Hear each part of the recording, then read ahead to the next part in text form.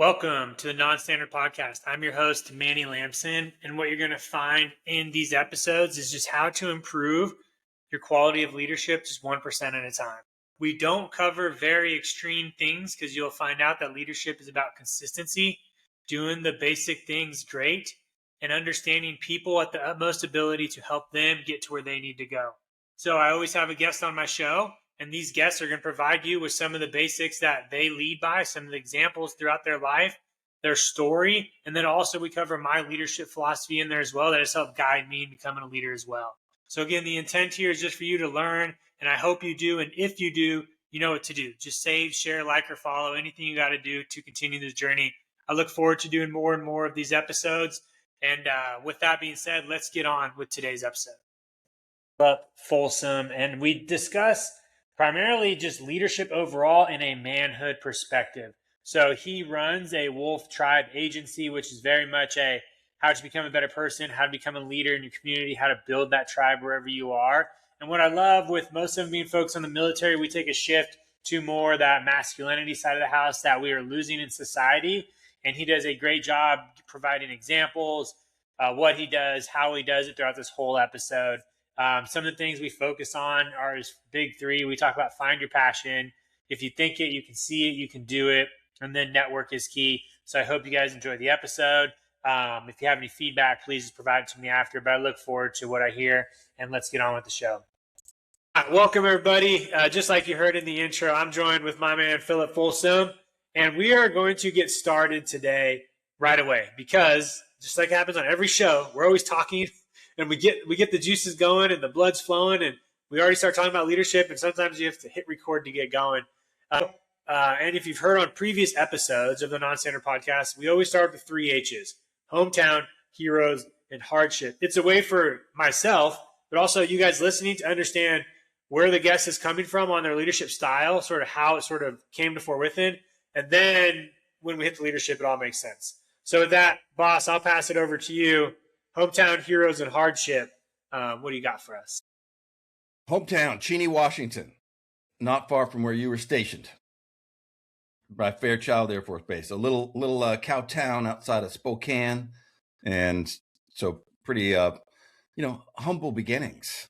That was my it was probably pretty small back when because I think it's grown a lot. Over there. So that was my hometown, humble beginnings. And connected to that hometown beginnings are the hardships, right? So, everybody has pre-trauma, even kids with, 2 parents and 2 incomes and well-adjusted with, you experience adversity, whether it's, and generally we can bundle all the pre-trauma or adversity we have in our life kind of in 2 big categories therapeutically. There's abandonment and inadequacy. Those are the 2 big ones. So all the shit that we complain about or we attach all of our dysfunction to: abandonment, inadequacy. Those are the dragons that haunt the lives of humans. So I definitely had those experiences. Dad left early, grew up in poverty. Kind of classic neglecty things, and a lot of that. It was the birth of the passion, which means to suffer, of my journey. So very grateful for all the adversity in my past. I have integrated that shadow in the Jungian sense. Yeah, I think it's obviously, like how we grow, and most people talk about it, like we grow through challenges, we grow through those hardships. And when we're young, we usually just put those aside and try to ignore them, or just like don't think they're there.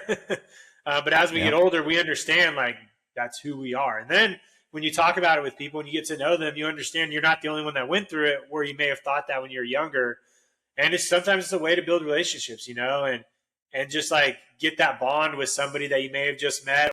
So it's always harder to talk about when you're younger, but then as we grow older, we sort of realize like that's sort of life, like we're always gonna have to struggle with something. It's never going to be a golden paved road per se, as we move through. It's just sort of how you adapt to it and use it as a tool to continue to lead and develop. So it's the launch of all the great journeys of our life are sourced from abandonment or inadequacy, and finding a way to initially cope and deal with and manage, and then we draw from it. And that's the story of every great man in history. Is there's some little, you got cut from your high school basketball team, so now you took it personally. Michael Jordan got drafted in the 26th round. Oh, so I'm going to crush every team that didn't take me. We end up using that thing as the forge of our lives. So if you grew up poor, if you handled it, you're rich. If you grew up with abandonment, you've addressed the issues, and now your relationships are great. So it's a gift. What would you say to some of those kids out there, or people who may have grown up with, I say, like a decent childhood? Maybe they had their parents still together, they worked, they had maybe a blue collar life, they went to high school, they went to college. Maybe they're at that point in their career where they're like, man, like they hear about people succeeding through these trials and tribulations, but then they have an experience, so they go, am I successful? Like, what would you say? There's always something, and generally that core trauma and our core psychology are developed around age 7 or 8. And it's when the Jesuits say, give me the boy till 7 and I will give you the man. It's those years.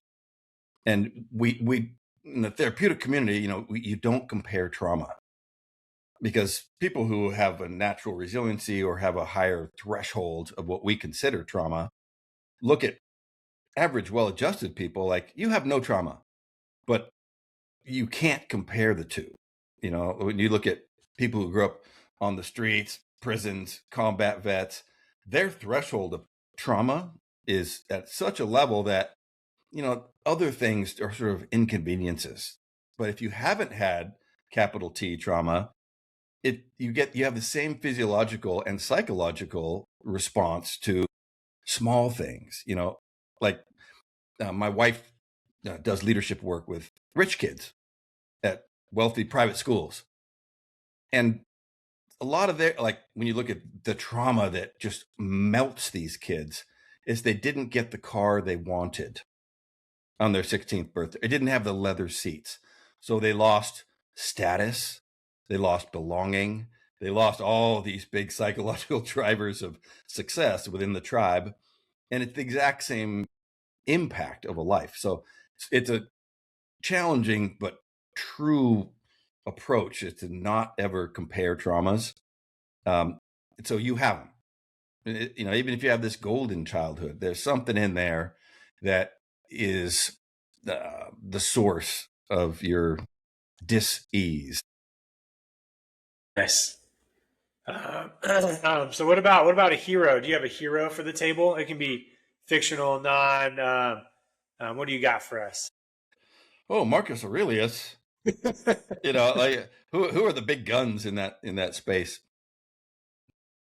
When I look at the pantheon of men that I consider heroic and valuable, and I draw from a mentorship capacity, there's really maybe no complete men that I would switch lives with. I wouldn't switch lives with anybody that I know. So I view that heroic admiration in categories of what they have done that is better than me, which is every man in the world. So, every man in the world has something they do better than me. But with all that said, the one that popped for me is Shackleton. Oh, you did? Ernest Shackleton. Is that the guy about the book Endurance? Yes. Dude, that's so crazy. I think this was meant to happen because I do a book club here on base, and the medical group commander runs it. And the book for the month of February was Endurance. Dude. I haven't read it, but I think now I have to read it, because this is 2 times I've heard it in a week. It's going to break. It will break you. You'd better not fucking complain about anything after reading that book. Yeah, that's so cool. So Ernest Shackleton was one of these, one of the last of the great adventurers of our time, because we filled in the maps, but so he was trying to find the Northwest Passage, which was unexplored, a lot more ice up in the Arctic. It's now wide open. You can just canoe through it. But at that time, it was this epic thing that had never been done. And famously, he posted a advertisement on the newspaper. This is the 20s or 30s, or I mean, it was a long time ago. And the advertisement paraphrase was looking for men for an arduous adventure to the Arctic, something about a little small chance of success, significant chance that you will die, but you'll have a shot at doing something that has never been done. I mean, no man is going to show up to that. Horrible. Like come join this impossible thing that we're doing for no pay, massive trauma and risk, but you have a chance to do something great. There was a line around the block of men who, like, you're tracking that the penguin going to the mountains. I've seen a lot of those clips now where it's just off like waddling and everything. Yeah, dude. Like, I don't know if you can watch that as a man and not get something going on with yourself. Yeah, like the narrator Herzog, he's like, but why? I know why. So did every other man who joined Shackleton. They're penguins going, there's got to be more to life than just what I'm doing.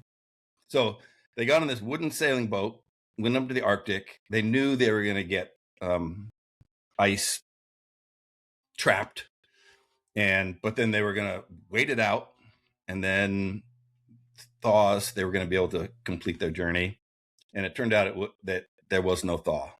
They got locked in the ice, started crushing their ship, and they're deep in the Arctic Circle, and it's the tale of their survival. For like years surviving on seals, penguins, ate their sled dogs, harrowing, and they did not lose a man. They dragged sledges, floated on icebergs for years, surviving with each other. It's the most extreme example of leadership, resiliency, tribe, the best of men. So that dude, and like whoever that man was who held that crew together, because even reading it, I'm like, dude, just quit, just drop into the water, man. Don't.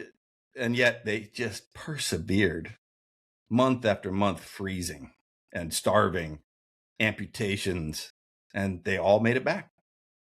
Epic. Yeah, that takes a lot to not have anybody quit, because obviously now in like very elite teams, one of the things we talk about a lot is like 20 people quit, but I made it, Is that really like the goal? And so that sort of like flipped the script on like what is like true form of leadership in a team, is like, it's not, can I survive after everybody else dies? Is that like heroism, or it's like, no, like we all made it. Like I would have loved it when I went through team, if everybody made it through and we all became instructors.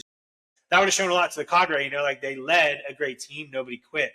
But you sort of like are expecting it now, with like these groups of people doing hard things where they sort of expect people to quit, which is crazy. Do you know the Heraclitus quote about the 100 men who go to battle? Oh, is it like 100 men? And or like 90, or I don't know if you know it off the top of your head, but yeah. So Heraclitus, old Greek philosopher, historian dude, said of the 100 men that go to battle, 10 should not even be there. Like you should not even signed up, dude. Like you are not built for this.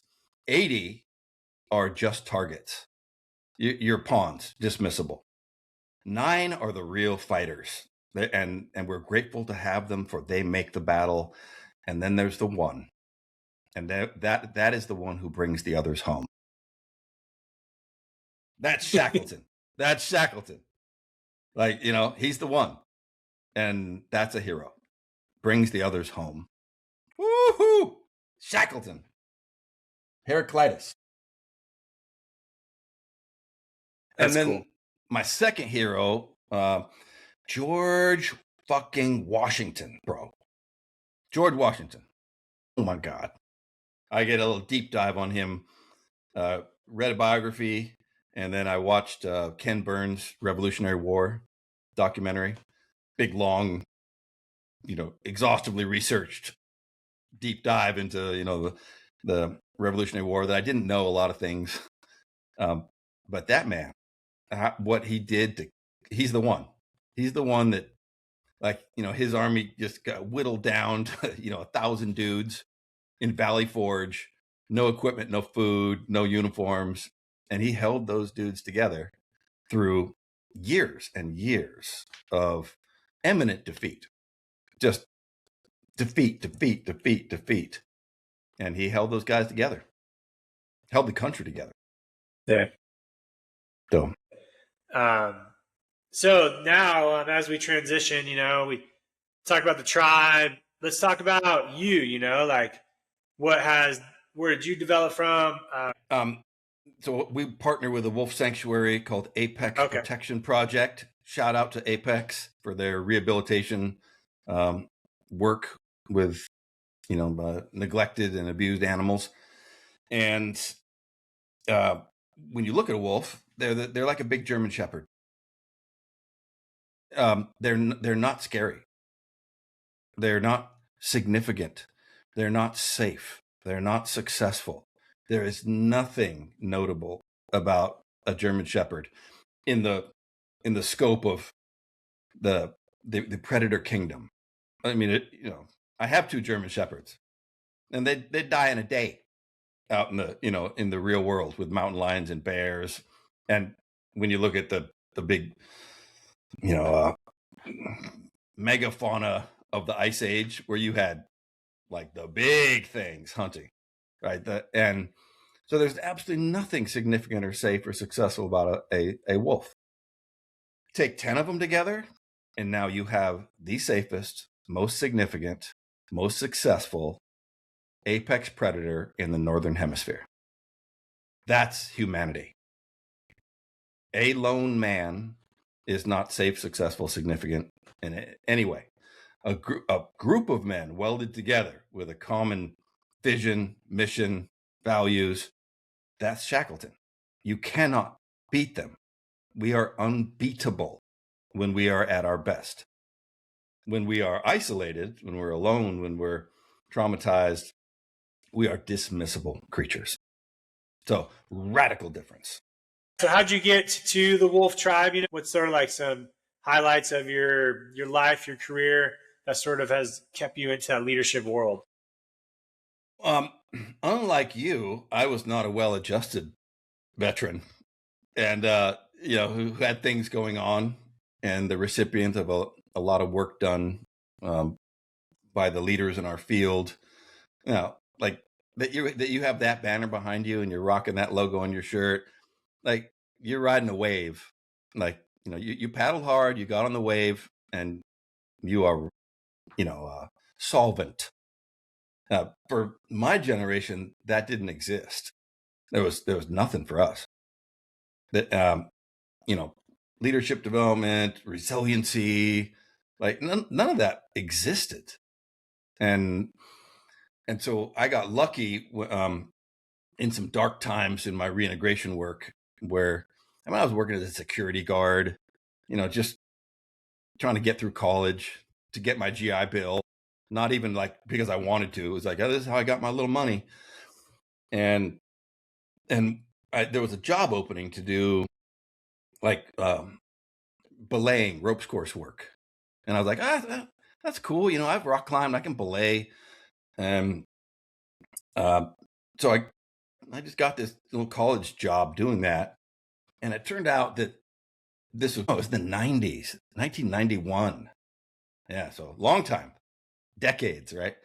When were you born? 87.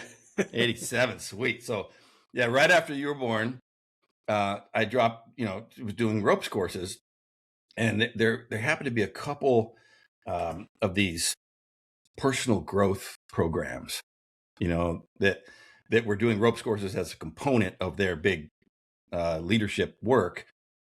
And so I got to peripherally experience what leadership development, what psychology and therapeutic work and conflict resolution and like basically the initiation process, which none of that really existed for me. And it was a shocking awareness. I come from a culture where, you don't talk about feelings. Therapy did not exist. Like that just wasn't part of my upbringing at all. You were a And lone so, wolf. we all were just Yeah. starving and Yep. scavenging, and so that was a absolute sea change for me to realize that work existed, and I have an opportunity to be part of that, which was my healing developmental journey. And so that was a no-brainer for me. Like, oh, this is, if there's a career path that I can make a little money and I can get better at all the things I want to do in my life, I'm going to be doing this until I'm complete. So still doing it. Still working on it, man. But yeah, what a glorious career, leadership development, which is now I'm doing that with, Disney and Red Bull and SpaceX. So it's an endless journey. What's great about it, you're never done. Yeah. But I think that's what I've loved diving into leadership the past 5 years for me is you're never like the best leader, right? There's never like a pedestal you get to or like you check all the boxes and you're sort of like, cool, I'm done doing this. Like I can just become a leader. It's like you're always like finding new avenues to either challenge yourself or learn from, or something happens in life where all the tools you had in your box didn't work for leadership and you have to do something else. And you just keep going like over and over and over. Back to that pre-trauma conversation, that thing that launched my journey. Okay, here's all this unresolved, stuff, or any other person. Mostly men, your folks. Is this a male podcast? Yeah. I don't know if you're formerly like a masculine podcast or not, but no, I think I've had 2 females. So all right, but the folks listening are generally men. So yeah. We just it's not a radical difference, but there are some unique differences psychologically, developmentally between men and women. We require initiation, and that's very different than women. They tend to have the ability to self-initiate into a mature psychology, and men do not. We require the accountability and support of the tribe of other men otherwise we run, and so we need other men guarding the exits. So there are some differences, and it's just knowing that I'm talking to bros right now. Now I can lean into that topic. So at some point, all the passion, suffering that launches our journey it's a transformational developmental initiation process that becomes really the gift that we bring to our people. And that ends up being our purpose. We're never done, but the skills that we have gathered that were launched from our passion end up serving our people, which is ultimately our purpose. And that's kind of a good framework of looking at a larger life thing. There's always passion and suffering. How do the things that we have learned that were our unique situation to that, how do those serve the people in our community and our family and our careers? And that becomes a very workable definition of purpose. Classic hero's journey.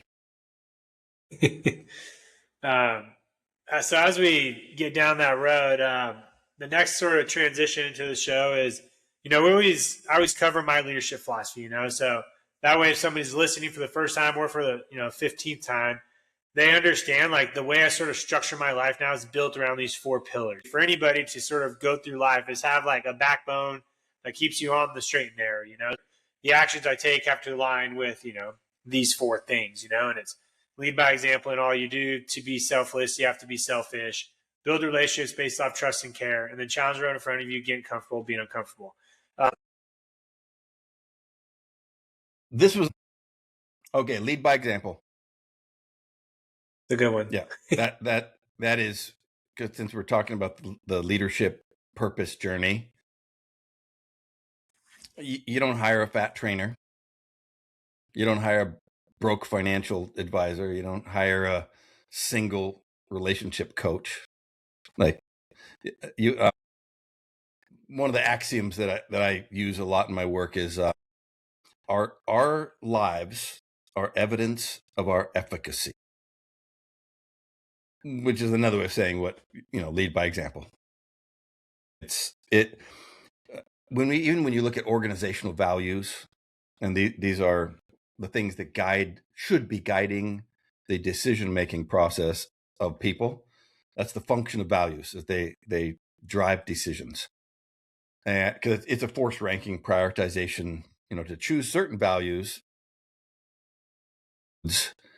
the opportunity cost of all the other values. That's how they work. So to choose commitment costs you independence and freedom. So you don't get to have both, gentlemen. Like, it's when you are making a value-based decision, whatever that top loudest value that's operating in you is the one that wins. When you're eating food, is it healthy or delicious? You don't get both. Like, at some point, you got to make the choice about what you put in your body, what you watch, what you do, everything.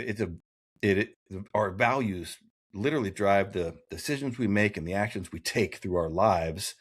And leaders don't dictate those values. They model them. And, as a parent, your kids are not listening to you, bro. They're watching you. They're watching you. And so the way you conduct yourself, particularly in times of stress, those are actually installing an operating system in the people who look up to you. So lead by example and be very intentional about building a life that is evidence of your efficacy as a leader. Yeah. And I think a couple of things to highlight there is you brought up like leading in stressful situations.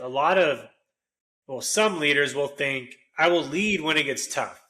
But it doesn't work like that. You can't just like wait for a stressful situation, then just like never lead up to it and then expect to lead when it gets tough, because let's just say, for instance, I just flying the B1, right? If I know a lot about the B1, I can't just say like, hey, I know a lot about the B1, so when it gets tough, I will become a better leader, because that's when it's required. It doesn't really work like that, because you have to be leading all the way up to it, and then I also throw in, lead by example in everything you do, because some people, like maybe that fit trainer is only caring about how he looks, but maybe they're horrible in other things, where if they're your trainer, you're thinking like, hey, that's cool, but they're still going to see other aspects of your life that are just not going to align with them. And so that's usually the one that gets a lot of people when I say lead by example in everything you do. That's why it's like leadership, man, because it's hard. Yeah. It's holistic. It is a whole, and there's basically 4 components to life that are psychological, and a lot of men know this from Myers-Briggs or DISC. It's a classic psychometric exercise. It's also the same 4 roles that exist in every tribe and every wolf pack. It is a quadrant-based operating system that drives specialization, but it also is a very good snapshot of a holistic life. And when you look at our personal lives, those 4 big pillars of a life are: can you focus on your future, your fitness, your finances, and your family? Those are, and if you have one of those that you have not done any work in, it will collapse all the other 3. And that, you can't focus on just the one thing, that this is what I do, because it will be tethered to all the other 3. And there's always one that you need to work on. In business, those are the 4 Ps, which is progress, performance, process, and your people. And really successful business leaders, like they make sure that they build those 4 P's into every strategic plan that they're doing. So leadership is a holistic process, because if you're missing one of those, then you got a weak pack, and you will not be able to get through the winter if you have one of those that you have not addressed. Yeah, and I always think of when we look at the military, right? A lot of people just think leaders are just good at their job in the military, because that's unfortunately like how we promote, is like that one task. But when there are leaders who do more, like I obviously share my fitness journey because that is another pillar in leadership. But then I'll get a lot of people that comment like, well, that's all you care about is fitness, And I'm like, well, yeah, I care about it because it's going to make me better at my job, make me better for my people. And they're like, and some people will literally just message me like, dude, I don't care about fitness. I see somebody good at their job. I'm like, yo, but if they're not good at fitness, they're not going to be the best for your job. Like some people just don't realize they're so connected. Mm-hmm. They think they're like so separated that someone could just be super good at their job, but overweight and out of shape and lethargic and all that. And it's like, no. Yeah. No. And it's usually people who are out of shape and don't put in the work. And so they want to idolize somebody like that so they don't feel like ostracized or that they're not on the right path. Yeah. Using that as an example, people who are only focused on fitness are usually have some serious addiction issues, depression issues, anxiety issues. They're not addressing their finances and their faith. Yeah. They're not looking forward, future focused, oftentimes destroying their body through whatever the means that they're doing. So it is not a sustainable success.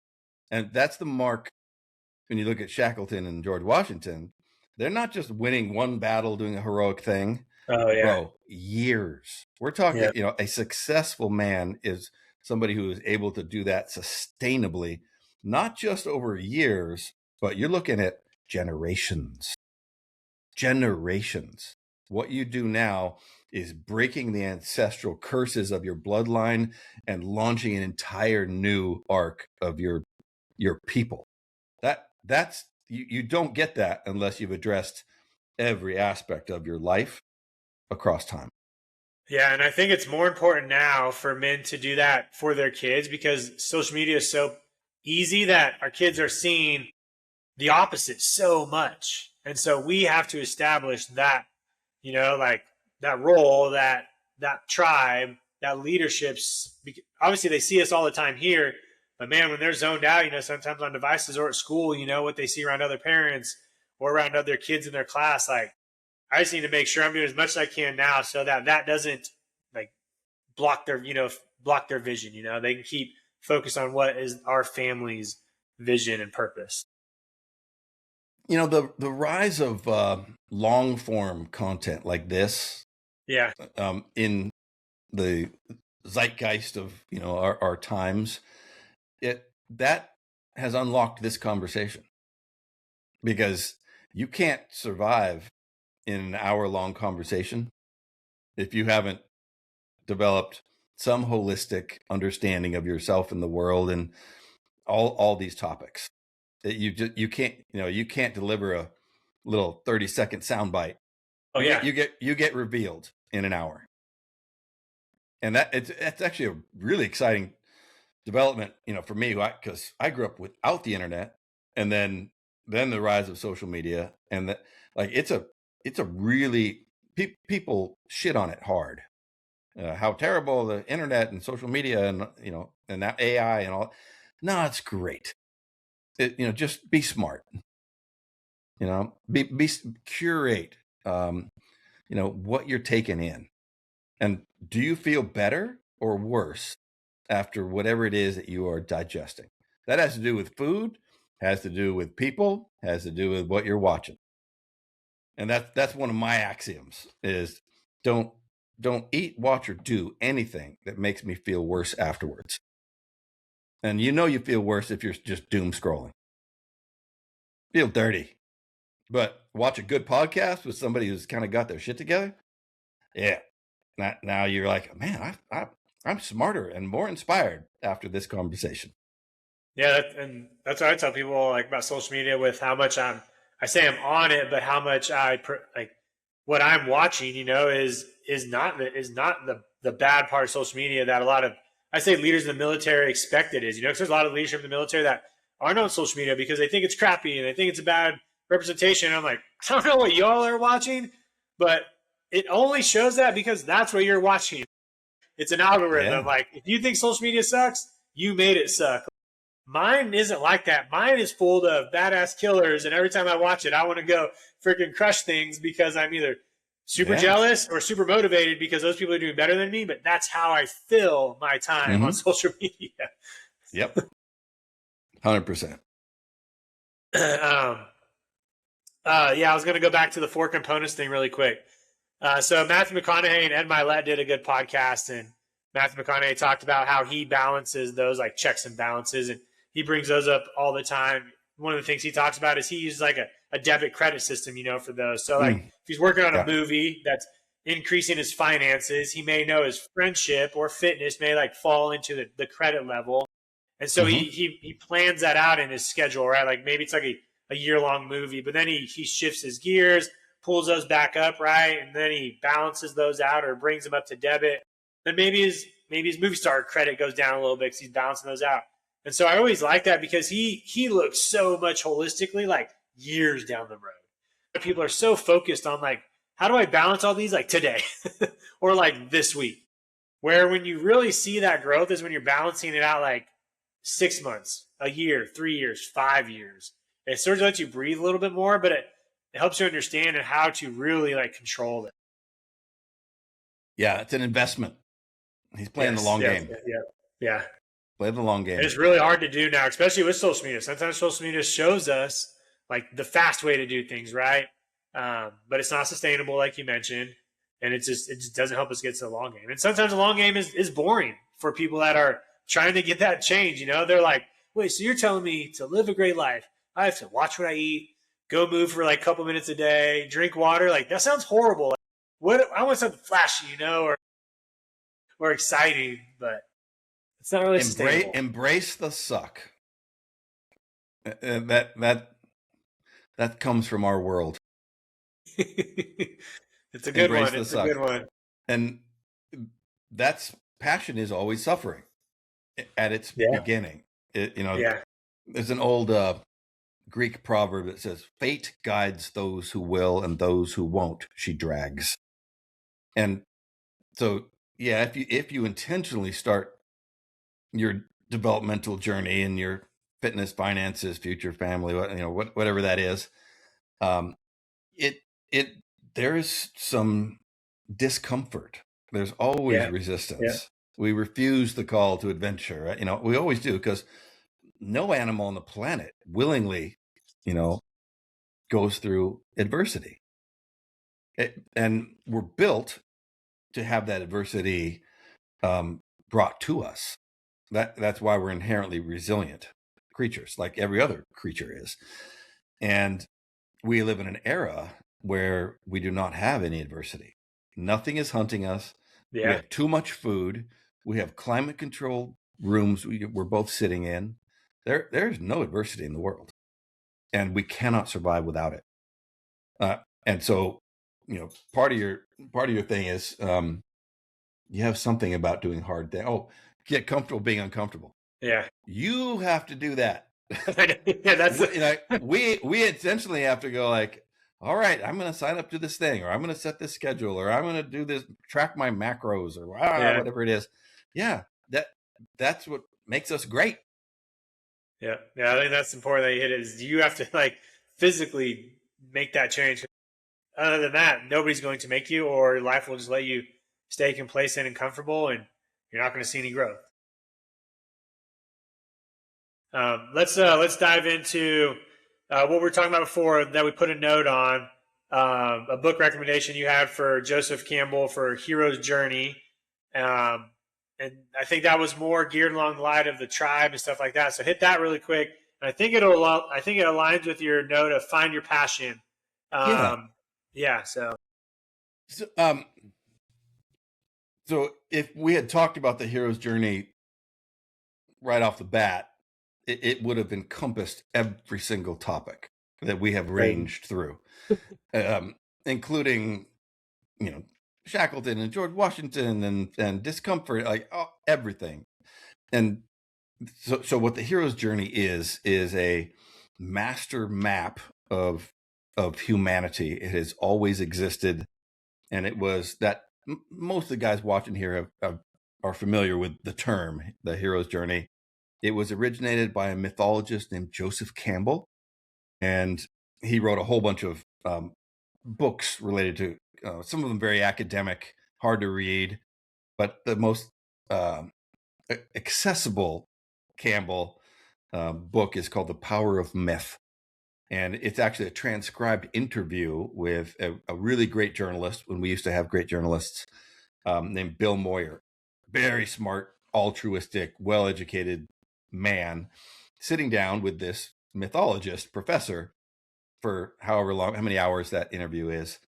And it is the most shockingly profound, deep dive human conversation maybe ever recorded. And it's on YouTube. You can watch it. The transcribed version of that interview is the book, The Power of Myth. So just for the guys watching who want to kind of touch on that. So what Campbell did was he was a comparative mythologist and studied the different stories and religions and across the globe.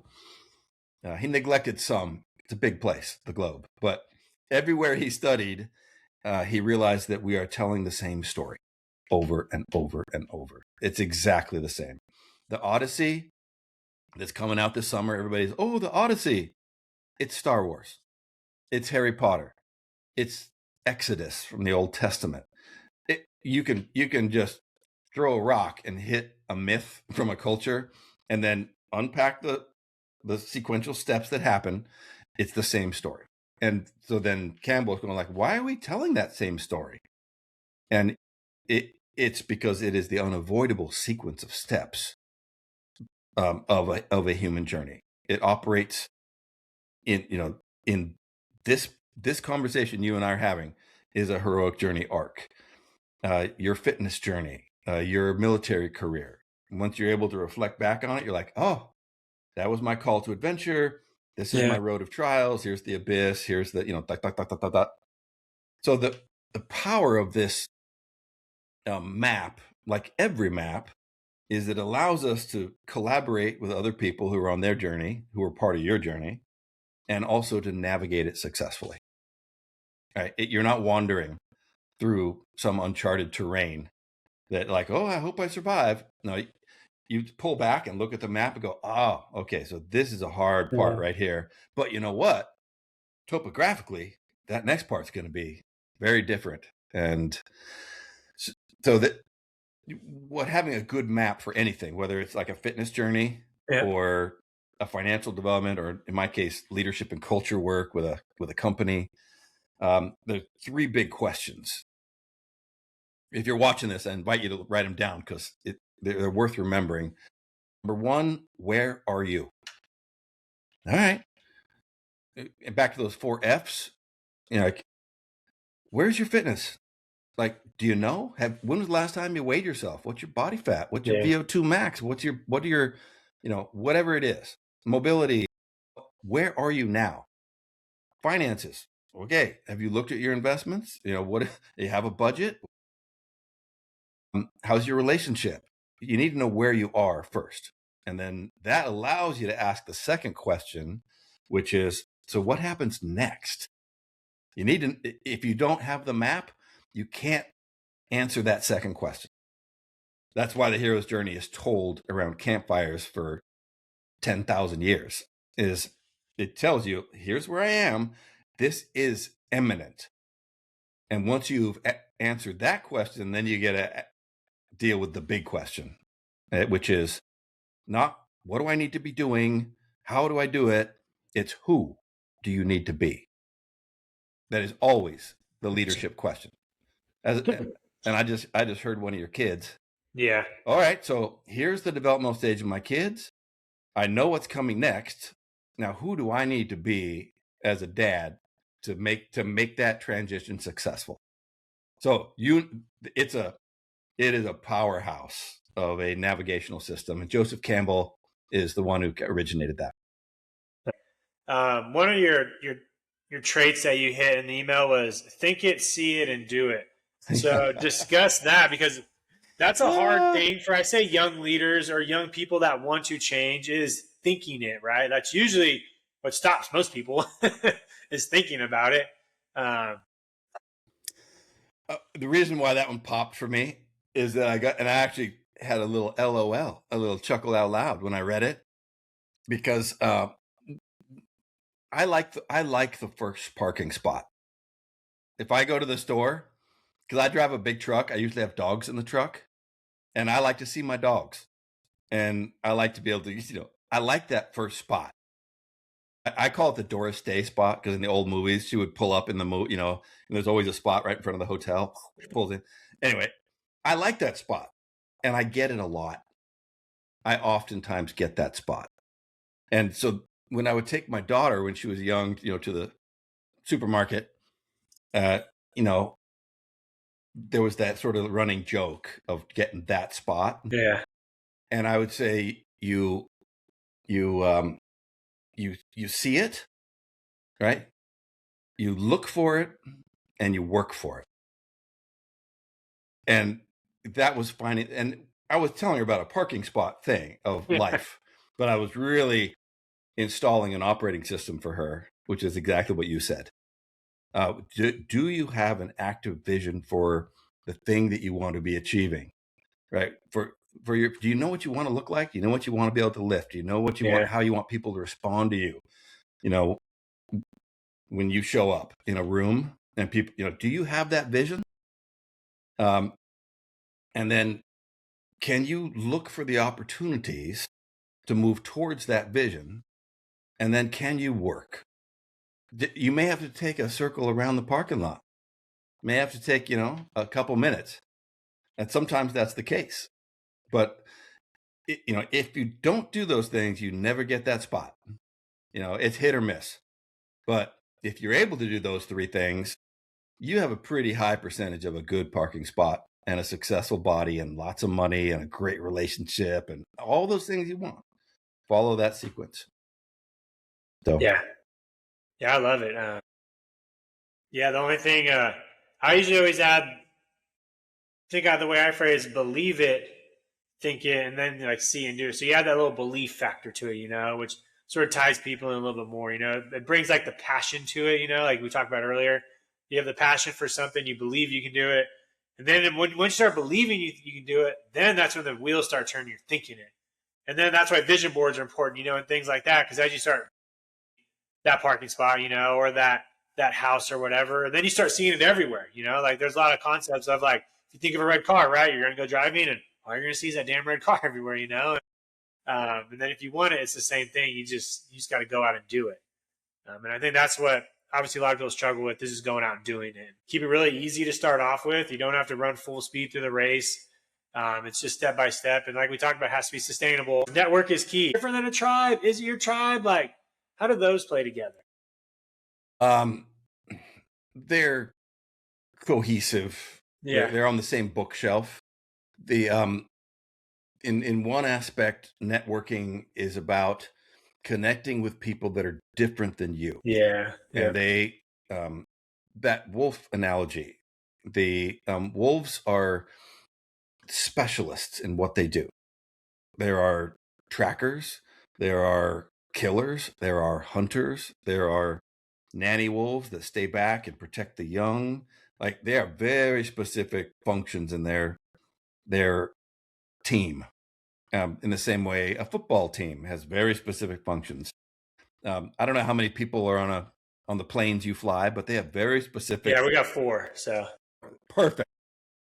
Those are the 4, and even in special forces communities, teams of 4. Yeah, and they're very specific. Like you got your comms guy, your weapons, demolition. Like you've got your 4 specialists, and we're the only animal besides wolves that does that. We are designed at a evolutionary level to be specialists with the things that we do. I am very visionary. I mean, I'm very good at visioning future. I'm really shitty at granular, detail, repetitive, grindy, analytical work, but my wife is great at it. Like, so dating is networking. Like you find the complementary specialists on your team, and an aligned team of specialists will always beat a team of generalists. If you've got people who are just kind of good at everything, put them together, they will get crushed by a team of specialists, which is why we do it. So part of networking is finding your people that complement what you do. And that's part of networking. And then, of course, the other part of networking, there is scope, scale, accessing. The magic is between us. It's nowhere else.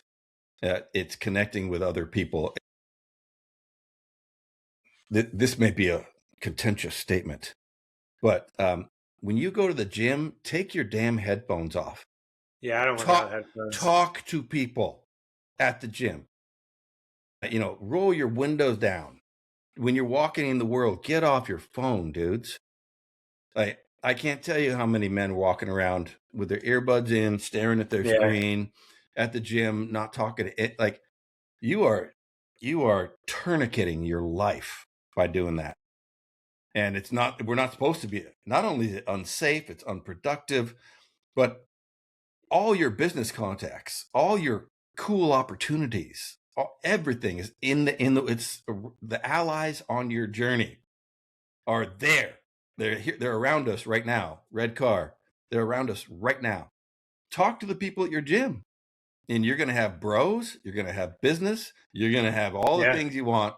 And you're probably having all the things you're looking at on your phone, wishing you had. Yeah, right there. It's like, talk to another guy about what is that working? That's why are you doing that? Like, whatever. And so that's the other power of networking too.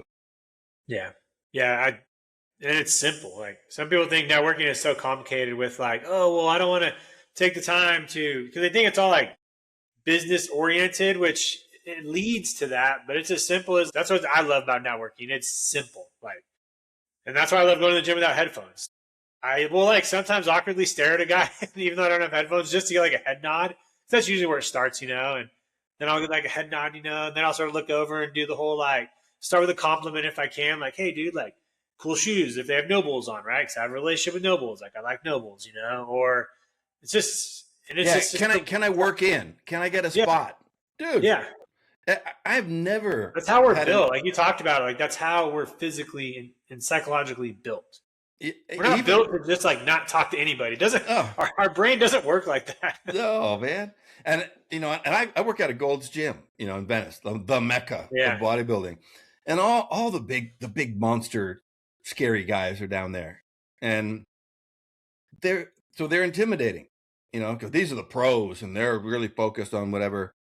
They're the nicest, most grateful people when you ask them, hey, is that like a upper back or lower back thing you're doing? Oh, let me tell you, I'm so excited. Thank you for. So, you never get a shitty response. So yeah, networking, tribe, find that thing. I'll just recap a couple of them already. My next one's coming out actually next month. It's the 4 wolf wisdoms, which are those 4 roles of the tribe or the pack. So that one's coming out next month. So. But yeah, did you have any last parting shots? Ooh, parting shots. It was great to see you again, bro. Good to see you happy. Good to see you vital. Hey, one of my sort of sign-offs is to give some sort of leadership blessing. Even when I'm finishing a big keynote, I will give them something. But the one that I'm liking, this year so far, is an old blessing from a rabbi 3,000 years ago, Rabbi Hillel the Elder. And he said, if you are not for yourself, then who will be? Put yourself first. If you are not for others, then what are you? Which means we're here to serve.